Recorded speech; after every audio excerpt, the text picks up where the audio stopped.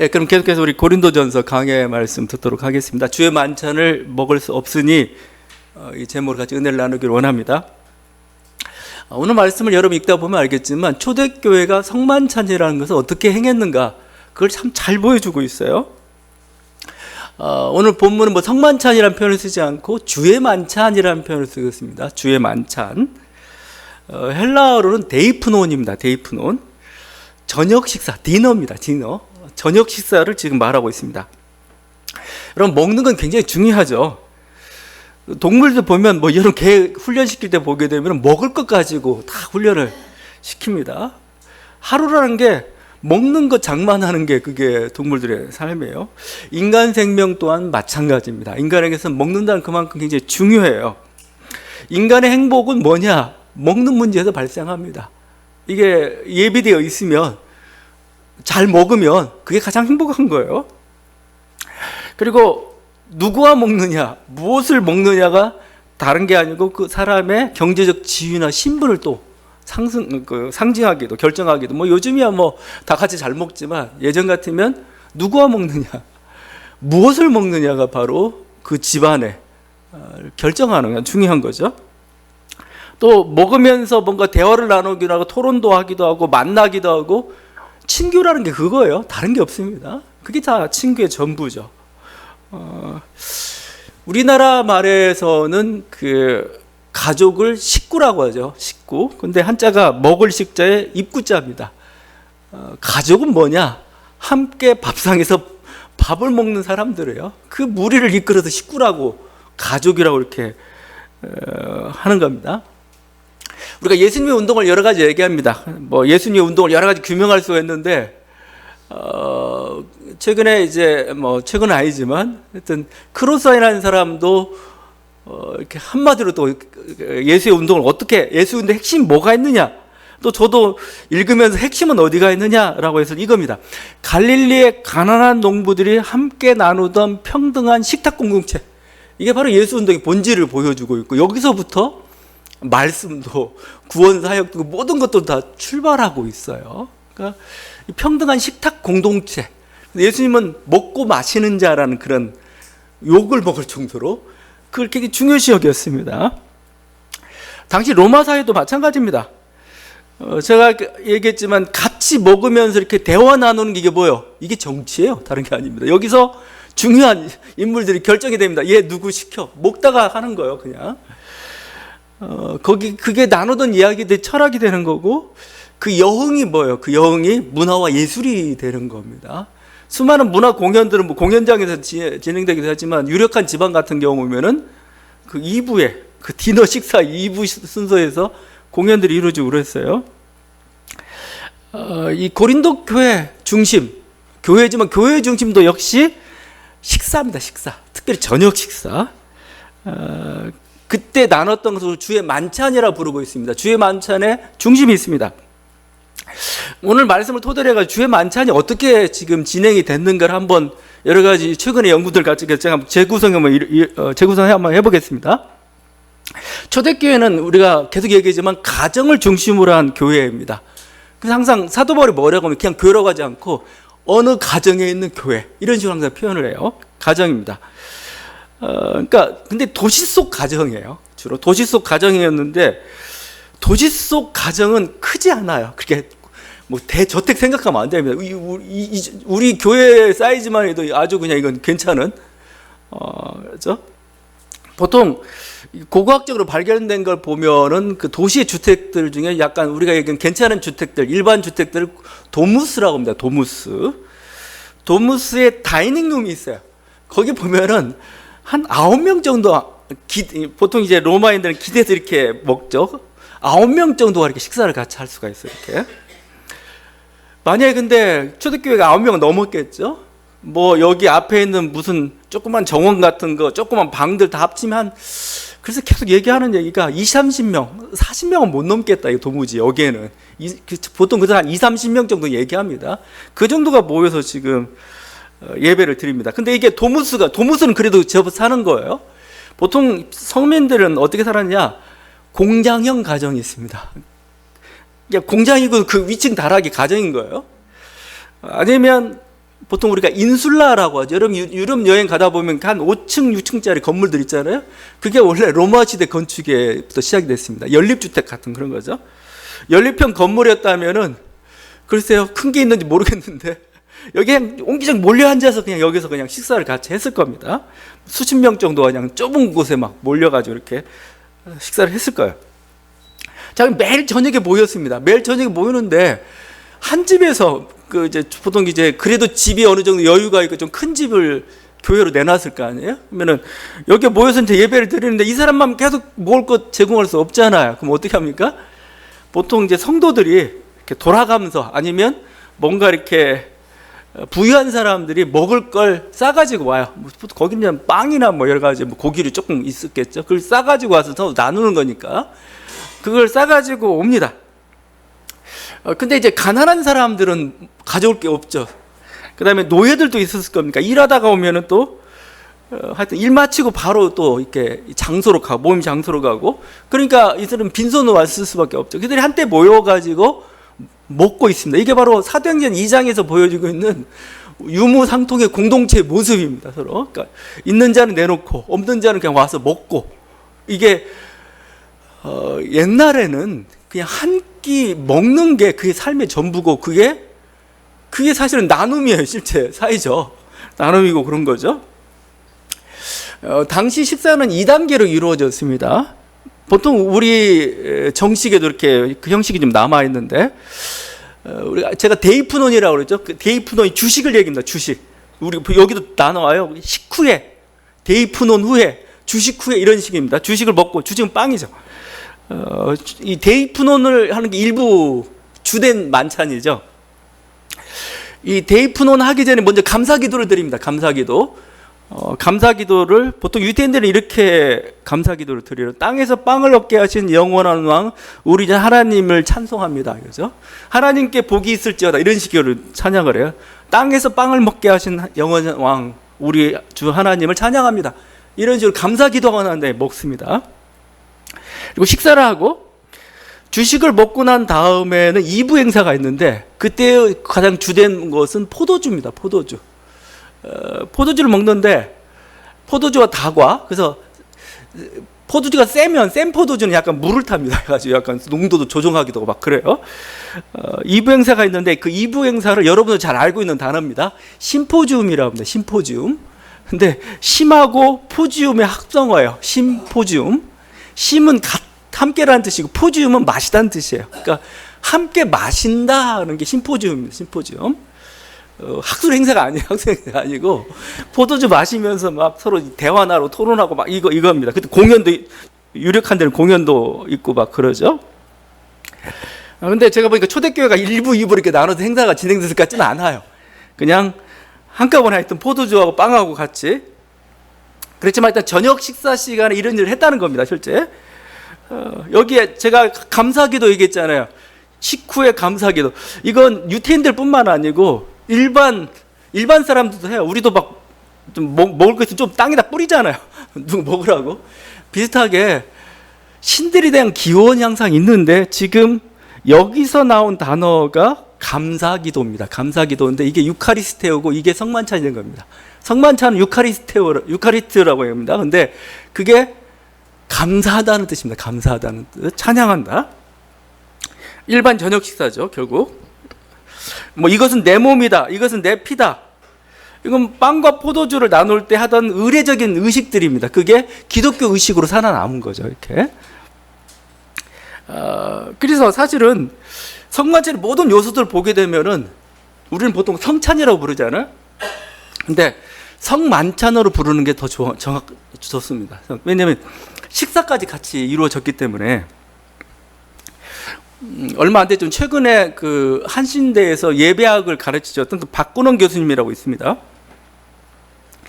이분이 돌아가셨는데 그 예배학 할 때 제가 아직도 기억나요. 항상 하는 날 성찬 아니야, 성찬 아니야, 성만찬이야. 거기서 그 단어 가지고 왜 싸우냐 했더니 성찬은 의식이지만 성만찬은 디너잖아요. 먹는 느낌이 들잖아요. 성만찬이라고 불러야 성서적이야 하면서 계속 이 운동을 펼쳤어요. 지금 우리는 오늘 또 뭐 성만찬이 있지만 약간의 빵하고 약간의 포도주만 나누죠. 근데 그러니까 간략화된 형태입니다. 왜 그랬느냐? 원래는 예배가 저녁 식사 시간으로 됐는데 이게 일요일 오전으로 옮겨져 가요. 그러니까 식사하기 어려워지잖아요. 그 식사하기도 어려워지죠. 또 많은 사람들이 모이다 보니까 함께 식사하기도 어렵죠. 결국 그래서 좀 간략화된 형태가 지금 우리가 얘기하는 성찬이 된 겁니다. 원래는 성만찬이에요. 그래서 우리 교회는 주일 우리 점심 식사를 굉장히 중요하게 무겁게 여기죠. 우리 저는 뭐 괜찮습니다. 이건 성만찬 정신을 제대로 계승하고 있다고 저는 생각을 해요. 규모가 작으니까 하는데 보통 이제 우리 가족들이 이렇게 젊은 가족들은 이제 밥도 잘 안 해먹고 하는데 이제 교회가 마치 자기 고향집처럼 친정집처럼 이렇게 맛있는 반 한 끼를 제공해주고 그것도 괜찮다고 요즘 봅니다. 이게 근본 유래가 있던 이 저녁 식사로부터 성만찬이 유래됐다는 겁니다. 그래서 이게 이 형태가 이제 중세 예배까지도 가는데 고린도 교회도 얼핏이 따지면 한 1부 예배, 2부 예배 정도로 우리가 나눌 수가 있어요. 뭐 식사를 나누듯이 1부 예배가 뭐냐면 예언과 기도로 이루어집니다. 그게 12장, 14장에 잘 나와요. 막 예언과 기도를 하고 방언도 하고 막 성령 충만하고 예언도 기도도 막 해주고 막 찬송도 하고 막 합니다. 근데 일부 이 예배는 오픈되어 있습니다. 지나가는 사람도 들어요. 지나가면서 뭐야 쟤들 뭔 일 있네? 그럼 전도도 되는 거죠. 실제 지나가는 사람 오기도 해요. 무슨 일인가 하고 와서요. 듣기도 하고 복음도 듣기도 하고 막 그렇습니다. 근데 2부 예배가 성만찬이에요. 이 성만찬 때는 외부인들은 다 밖으로 나갑니다. 밖으로 나가고 이 성만찬에 참여할 수 있는 사람은 정식 회원들, 세례를 받은 사람들이죠. 이게 나중에 보면은, 그러니까 이게 그 약간 비밀스러운 게 있는데, 비밀스러운 모습처럼, 비밀스러웠던 그 자기들만 집단의 모임처럼 보이기도 하죠. 실제 그렇게 돼 있어요. 그래서 실제 이 형태 고소되었는데, 그 중세 때도 교회 내에서도 예배가 두 개로 나눠집니다. 1부 예배, 2부 예배로 나눠집니다. 근데 1부 예배 때는 그냥 이렇게 다 참여해도 2부 예배 때는 세례 받은 사람만, 그게 성만찬입니다. 성만찬 때는 세례 받은 사람은 거기에 참여할 수가 있지, 그렇지 않은 사람들은 참여할 수가 없어요. 동방 정교회 같은 데 가게 되면은 이렇게 성만찬 하는 데하고 성만찬을 집전하는 데하고 일반 회중석을 완전히 가림막으로 가려놨어요. 마치 지성소처럼 이렇게 막. 그러니까 뭔가 비밀스러운 게 이루어지고 있는 그 모습입니다. 이와 같은 비슷한 게 사실은 그 예수님과 초대교회만 그랬느냐? 그러진 않았어요. 그 당시에 쿰란 공동체라는 게 있습니다. 쿰란 공동체도 이들도 우리 교회가 거의 비슷했어요. 그러니까 교회의 원형은 사실은 쿰란 공동체라고 볼 수가 있습니다. 예수님 시대, 바울 시대에 있었던 존속했던 그 공동체예요. 그들은 자기 스스로를 새 계약 공동체라고 얘기했습니다. 사막 같은, 이게 광야 같은데 몰려 살았는데 자기들도 새 계약 공동체라고 얘기하고, 이 식사 의식을 굉장히 중요시 여겼는데 식사할 때 목욕 재개해야 됩니다. 목욕 재개하고 다 격렬하게 목욕 재개하고 흰 옷을 입고 같이 모여서 딱 이렇게 식사하면, 이들에게 근데 서열이 있어요. 이들은 딱 서열대로 앉아가지고, 또 가입 순서에 따라서 서열도 정해지죠. 서열대로 앉아가지고 식사를 이렇게 나눴어요. 나누면서 자신들의 이 만찬을 뭐라고 표현했냐면, 나중에 메시아가 오셔가지고 이 세상을 심판하고 이제 승리의 만찬을 벌입니다. 그 메시아 만찬을 자기들이 재현한다 생각했습니다. 그러니까 이 땅에 지금 이게 메시아 만찬인 겁니다. 실제 메시아 만찬. 그걸 우리가 하는 거야 하면서 이렇게 했던 거예요. 교회도 비슷하게 성만찬을 이렇게 취급했던 겁니다. 성만찬을. 단지 그 중심에 이제 예수님이 계신 거죠. 특별히 예수님의 죽으심을 기억하고 기념하는 게 중심이 되었지만, 근본 정신은 이렇게 먹는 식사로부터, 그리고 구별된 공동체로서 여기서 주님을 기억하고 기념하고 승리를 만찬하는 것, 이게 바로 성만찬의 모습인 거죠. 자, 이게 고린도 교회가 행했던 성만찬의 모습입니다. 그런데 문제가 발생을 했어요. 이게 이렇게 거룩하고 구별되고 기쁨이 넘쳐야 될 그런 주의 만찬에 무슨 문제가 발생하냐면 분열의 문제가 발생한 겁니다. 분열의 문제가 21절이죠. 분열. 이는 먹을 때 각각 자기의 만찬을 먼저 갖다 먹으므로 어떤 사람은 시장하고 어떤 사람은 취함이라. 그렇죠? 각각 자기의 만찬을 먼저 갖다, 자기 만찬이라고 그러죠. 그러니까 각자 음식을 싸왔어요. 이렇게 싸와가지고 그걸 나눠 먹는 겁니다. 근데 먼저 온 사람이 음식을 먹어버려요, 다.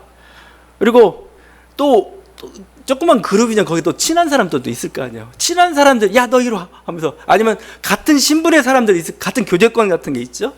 오라고 해가지고 자기들끼리 먼저 먹어버려요. 그러니까 다 먹고 나니까 먹을 게 남지도 않고, 또 자기들끼리 막 먹다 보니까 막 취해가지고 막 이런 모습이 발생한 겁니다. 그래서 이제 일이나 여러 사정을 늦게 온 사람들이 와서 보니까 먹을 게 없어요. 다 먹고 없습니다. 여러분, 제일 비참한 게 뭔지 아세요? 먹을 게 부족한 게 제일, 먹을 게 없을 때가 제일 사람이 좀 뭔가 비참해져요. 내가 인생을 제대로 살았나부터 여러 가지 막 이상한 생각이 자꾸 들어요. 그러니까 다 먹고 없는 거예요. 자기를 남겨놓은 몫이 없다는 겁니다. 바울은 지금 이 사태 굉장히 심각하게 보고 있습니다. 이 사태를. 왜냐하면 교회의 분열이 지금 보여주고 있습니다. 끼리끼리 만난다. 지금은 그냥 난 친하니까인데 아니에요. 나중에 하다 보면 그게 분파가 되는 겁니다. 그게 거대 단위로 가게 되면은 이제 불평등이 이제 시작되는 거죠. 가난한 자를 부끄럽게 만들죠. 지금 교회 분열이고, 또 결국 보게 되면 예수 운동의 핵심인 그 평등한 식탁 공동체죠. 평등한 식탁 공동체를 지금 위반하고 있는 겁니다. 지금 정면에서 무너뜨리고 있는 거죠.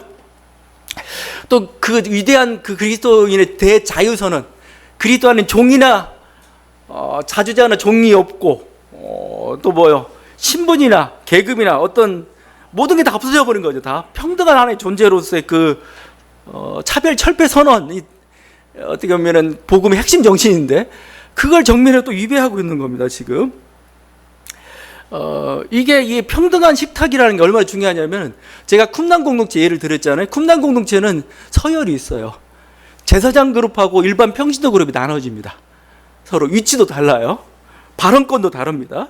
또 평신도들이라도 서열이 있어요. 누가 먼저 입회했느냐에 따라서 이렇게 여러 가지 서열들 발생합니다. 로마 사회도 그렇습니다. 같은 식사인데 우리가 상상할 수 좀 없는 그런 모습인데, 같은 먹는데 주인이 이 사람 신분이 높아. 그리고 이 사람이 나하고 친해하게 되면은 음식 중에 더 좋은 걸 줄 수 있습니다. 그러니까 닭다리나 닭 날개나 좀 좋은 걸 주고, 포곡살은 이제 니네 먹어. 이걸 주인이 결정을 해요. 그 주는 겁니다. 이렇게. 그러니까 이게 실제 그게 뭐 당연시되고 그러는 거죠. 그리고 자리도 서열이 있어요.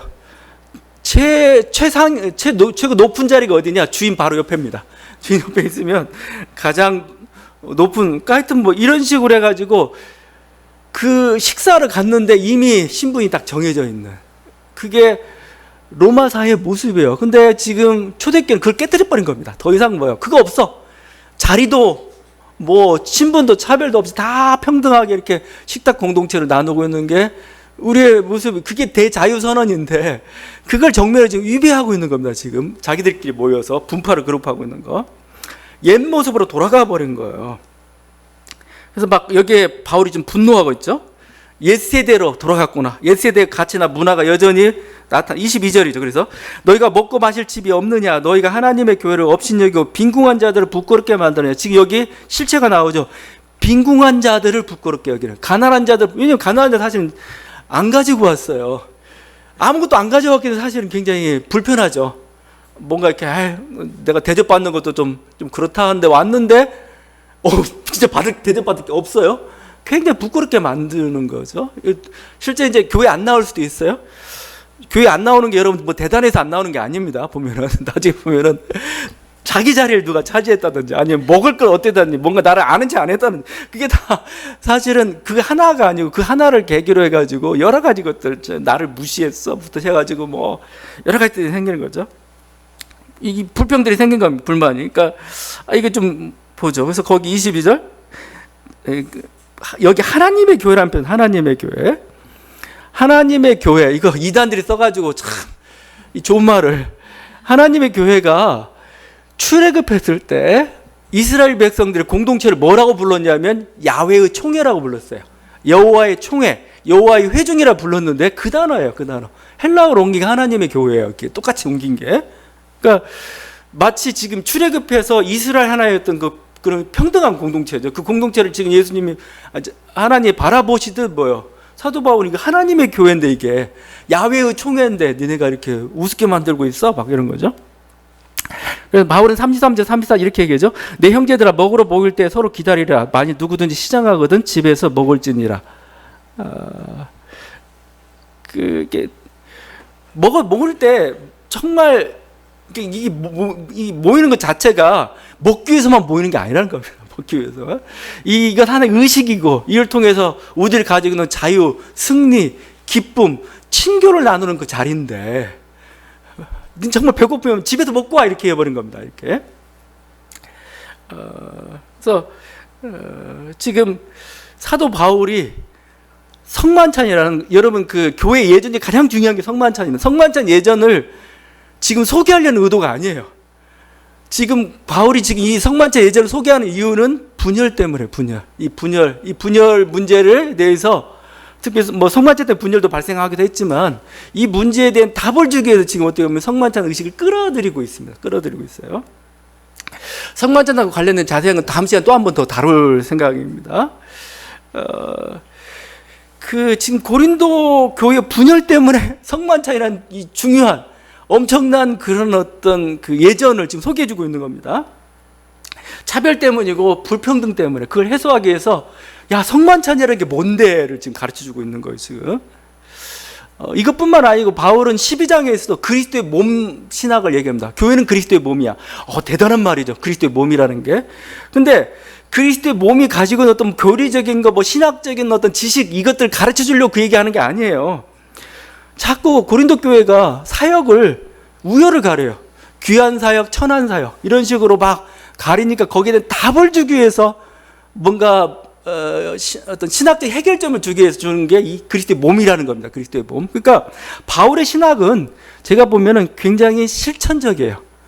절대 사변적이거나 뭐 지식을 가르쳐 준다든가 뭔가 교리를 형성하는 데 목적이 없습니다. 실천적입니다. 중요한 건 그리스도죠. 복음이죠. 그리스도의 사랑이죠. 그걸 어떻게 실천할 건가. 거기에는 답것들을 갖다 주고 그래서 뭐 칭의론이니 뭐 예정론이니 그 모든 엄청난 것들을 갖다 끌어들여도 교리 형성이 목표가 아니에요. 그걸 통해서 교회가 하나됨을 알고 복음의 위대함이 뭐예요. 그 모든 사람의 차별 없이 선포되게 하는데 그 목적이 있는 겁니다. 그래서 복음의 정신은 결국 뭐냐? 보게 되면 자유입니다. 자유. 정말 자유. 그리고 그 자유라는 건 결국 뭐예요? 자유를 통해서 이루어지는 것은 차별과 불평등의 해소입니다. 자유. 강한 자에게 자유는 폭력입니다. 가난한 자에게 자유는 뭐예요? 불평등의 해소예요. 차별의 해소예요. 내 권리 내가 찾아가는 거죠. 그러니까 여러분이 자유를 어떻게 생각하는지 모르겠는데 바울이 생각한 자유라는 것은 니네 마음껏 행동하라는 게 아니에요. 이게. 오히려 자제하라는 겁니다. 자제하라는 거예요. 이게. 그리고 진정 가난한 자들에게는 뭐요? 이제 그들에게 부유함과 불평등이 없는. 그리고 이걸 만약에 정치적으로 얘기한다면 가장 정확한 것은 자유주의가 아니고 민주주의예요. 민주주의. 그냥 요즘 자유민주주의라는 게 좀 애매해가지고 막 지금 정치적으로 보면 가장 잘 실현된 형태가 저는 민주주의라고 이렇게 복음의 정신이 가장 잘 실현된 형태가 모두에게 이렇게 차별하지 않고 모두에게 모든 권리와 그 모든 그 존엄성들이 다 인정받고 있는 그 모습 그거죠. 그런 점에서 요즘 문제가 되고 있는 영화 중에 하나 다큐 영화가 있죠. 건국전쟁이라는 게 있죠. 뭐 본 사람도 있고 안 본 사람도 있을 텐데 건국전쟁 이승만 전 대통령을 복원하려는 하나님의 어떤 하나의 그쪽 이념 세력들의 하나의 움직임이죠. 그럴 수도 있다고 생각합니다. 근데 문제는 뭐예요? 기독교가 왜 거기 앞장서냐는 거예요. 왜? 기독교가 거의 영화 관객의 한 절반 넘기는 기독교인들일 겁니다. 나이 든 기독교인들이 있어요. 왜냐하면 실제 어느 대형교회, 대형교회, 제 이름은 알지만 얘기하지 않겠습니다. 어느 대형교회는 단체 관람시키고 있어요. 그래서, 저걸 단체 관람, 뭐 그건 그렇다고 칩시다. 근데 어제 신문에 제가 봐도 좀 가슴이 좀 그래서 복음주의권에서 원로 중에 드는 분이 홍정길 목사님이죠. 홍정길 목사님. 이분이 또 엉뚱한 소리를 했어요. 이승만은 기도의 사람이었다. 성경을 토대로 대한민국 건국의 기초를 세웠다. 이승만을 막 기축에 세웠습니다. 이렇게 훌륭한 인물이, 이렇게 기도의 인물이 막 독재자로서만 이렇게 기억되는 게 그 현실에 자기는 밤잠을 못 이루겠다는 겁니다. 안타까웠다고 얘기해요. 근데 이 홍정기 목사님은 여기 말고 예전에 그 동학 농민 전쟁 가지고도 좀 논란이 좀 있었어요. 뭐 하여튼 뭐 그때도 잠깐 얘기했지만 이분이 자꾸 유튜브에서 교육을 받는 것 같아요. 역사 의식을. 그 옆에 이만일 교수님이란 또 그 훌륭한 역사학자가 있는데 이분한테 좀 교육을 좀 받으면 제대로 알 텐데 이게 자꾸 유튜브에도 교육을 받고 이렇게 얘기를 하시는 것 같아요. 이게. 근데 이승만 대통령을 정말 그렇게 우리가 기독교적으로 추앙해야 되느냐, 다시 세워야 되는 그 문제예요. 물론 이승만 대통령이 기독교 장로죠. 1948년 제헌국회, 항상 자랑스럽게 얘기합니다. 제헌국회 시작하면서 기도로 시작했다입니다. 기도로. 뭐 좋아요. 기도로 시작된 거. 근데 정말 이승만 대통령이 기독교의 모범이 돼야 될 거냐 이거죠. 그가 했던 기도가, 그가 부르짖었던 자유가 우리 민족에 뭘 가져다 줬어요? 거의 민족을 도탄으로 이끌었습니다. 이런 말이 가장 정확합니다. 민족을 도탄과 분열로 이끌었던 게 그의 행태였고 정치적 어떤 그 모든 행동들이었는데 어떻게 그를 보세요. 뭐 독립투사라고 얘기하는데 이승만 전 대통령이 상해 임시정부에서 탄핵을 당했습니다. 제1호 탄핵이에요. 박근혜 대통령이 아니고 이승만 대통령이 상해 임시정부에서 탄핵을 당해서 이유가 있었을 거 아니에요. 그래서 보다 보면 제대로 독립운동을 한 건가도 의문이 돼요. 이게 해방되고서 미국에 와서 미국의 앞잡이 노릇을 했습니다. 거의 블랙 요원처럼 거의 활동을 한 것 같은 느낌이 들 정도로 친미적이었죠. 그걸 통해 가지고 민족 분단과 고착화를 주도했죠. 결국 친일 청산을 방해했죠. 근데 그런 사람을 건국의 아버지로 우리가 추앙해야 되냐 이거예요. 지금 계속. 뭐 그렇다 칩시다. 뭐 한 이념 트랙 때 그 논쟁이니까 뭐 그럴 수도 있다. 근데 더 중요한 것은 양민 학살이에요. 이거 보세요. 제주 4.3부터 그다음에 보도연맹 사태, 그다음에 각종 양민 학살의 책임자가 결국은 이승만 대통령한테 돌아가요.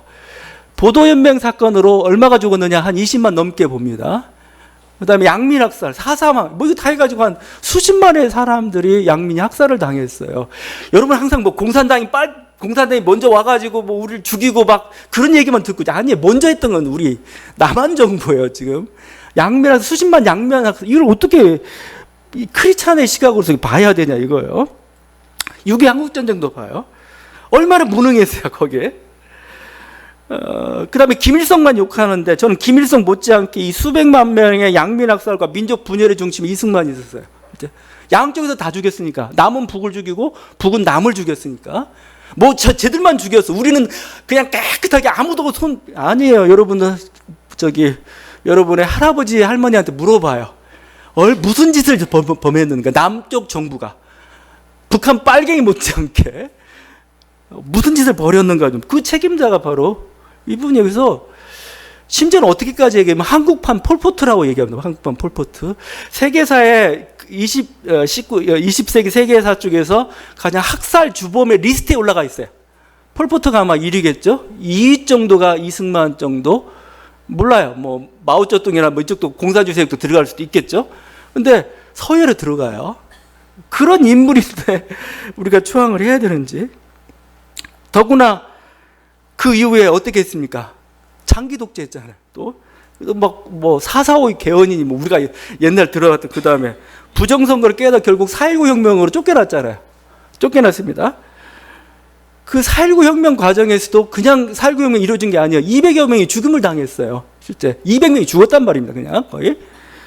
그런데 그 사람이 읽던 성경, 이승만 모셔놓고 이렇게 기도의 사람 이렇게 읽었으면 어떻게 이걸 이해를 해요? 이 사람이 그런 성경을 읽고서 그 수많은 민족을 살상하고 거기에 중심이 되어왔고 그다음에 민족을 이렇게 분열로 이끌었는데 이런 살인과 폭력과 분열과 독선과 욕망과 거짓과 이념의 사람을 기도의 사람으로 기독교 모범점을 세운다면 한국 기독교가 어떻게 되냐 이거예요.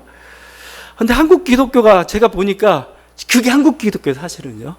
이승만을 이념을 그 모범으로 세우고 싶은데 그게 바로 한국교가 이해하는 복음이에요, 복음.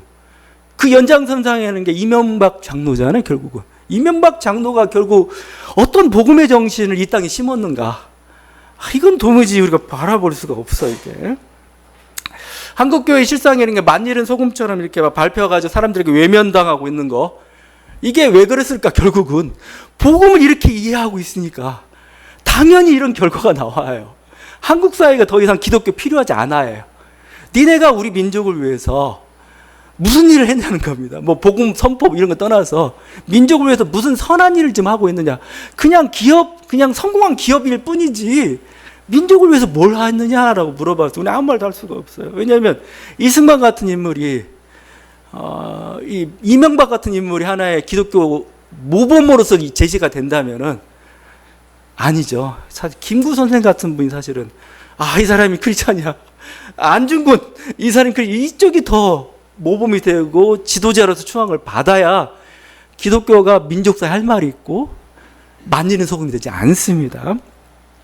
그건 사실은 또 이것은 바울이 얘기하고 있는 지금 복음이죠.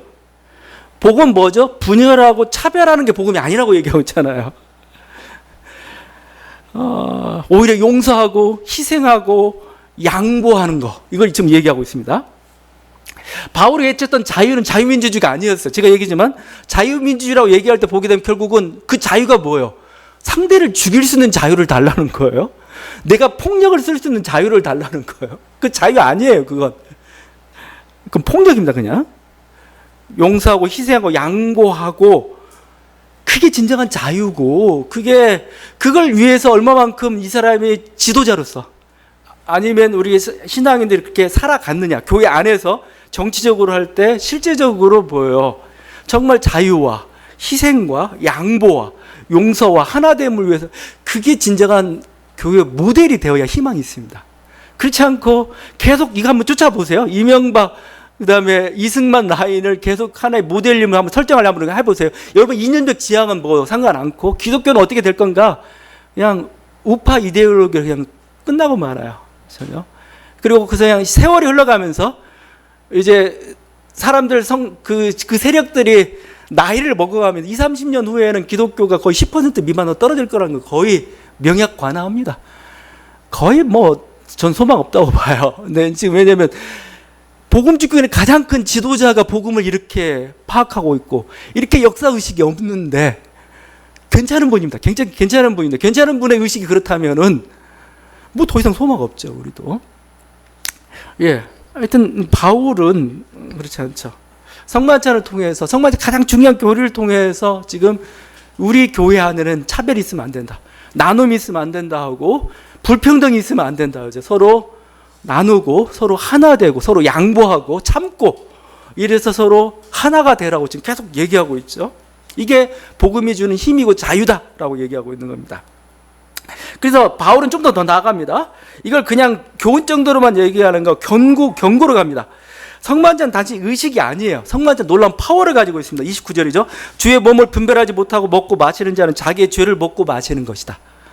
주의 몸을 분별하지 못하고 먹고 마시는 자는 자기의 죄를 먹고, 그러니까 빵을 먹는 게 아니고 빵을 먹으면서 자기 죄도 먹어버려요. 죄의 결과는 뭐죠? 심판입니다. 심판. 그 심판이 어떻게 나타나느냐. 30절이죠. 너희 중에 약한 자와 병든 자가 많고 잠자는 자도 적지 아니하니. 약한 자, 병들, 몸이 허약해지고 병들고 죽은 게 왜 그러냐? 성만찬 잘못 드려서 그렇다 얘기합니다. 물론 성만찬만 제가 얘기하는 것 같지는 않아요. 왜냐하면 실제 앞에서 뭐라고 얘기했냐면 우상숭배를 뭐라고 표현했는지, 10장에서 우상숭배를 그건 귀신과 교제하는 거라고 얘기했죠. 그 다음에 귀신의 잔이라고 얘기했습니다. 귀신의 식탁에 참여한 거라고 얘기했어요.